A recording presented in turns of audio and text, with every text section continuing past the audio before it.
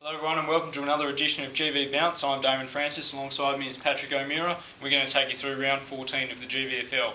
We're going to start with the big premiership favouritism clash between Shepparton United and Tatura. What are your thoughts, Pat? Yeah, definitely the match of the round. We've got a side that's won 12 on the trot versus a side that's won 10, and geez, whoever wins really does take premiership favouritism. Who are you backing in this one? I'm backing Tad. I think they've done nothing wrong to this stage, but if Shepparton United do win this week, they're really going to send a few shivers through the competition. I reckon it's going to cause a lot of fear. Well, United's forward line's probably has to fire for them to win, so I'd suggest they'll have a big say in the outcome. Okay, over to Rochester and Rochi taking on Seymour. Yeah. Another interesting one. Seymour really probably needs a win. I think Shepparton, if they win this week and Seymour lose, they're within a game of them in the sixth there. So and Seymour's got a lot of injuries, and we were pretty badly beaten by Rochi earlier in the season. So without Paul Colbert, Ash Walsh, Trent Fisher, could be a tough ask for them. Yeah, some big outs for Seymour. Rochi, of course, lose Sam Vale as well back to the VFL, but they do get Guy Campbell back in, so a really big in for them as well. Very handy inclusion.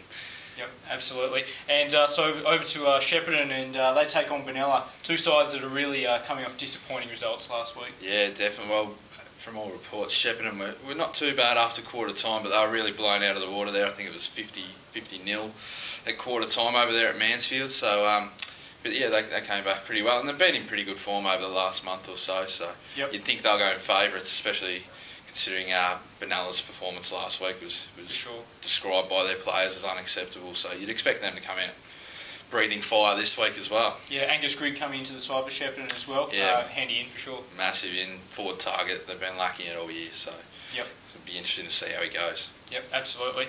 So Echuca and Mansfield is our next game, and Rod Woodford looms as the key there.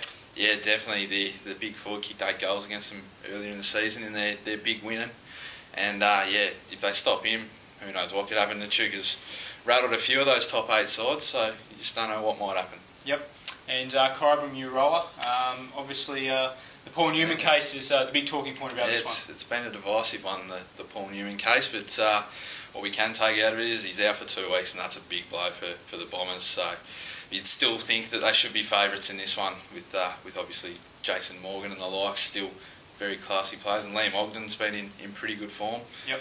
So, no, you'd still be taking the Bombers, I'd suggest. Yeah, well, I got a look at Uroa last week, and they had a lot of inside 50s and a lot of tackles, particularly in the first half, and I thought they were really up and about. So if they can bring that sort of form to the table and play for 4 quarters, I reckon they'll really challenge Kyabram this week. Yep.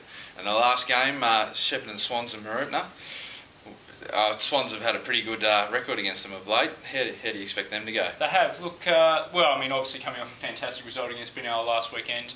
Big win, fills them with a lot of confidence, but Mooroopna, they'll be looking to bounce back after their loss to Kyabram. Really disappointing performance from them. They've got a few outs.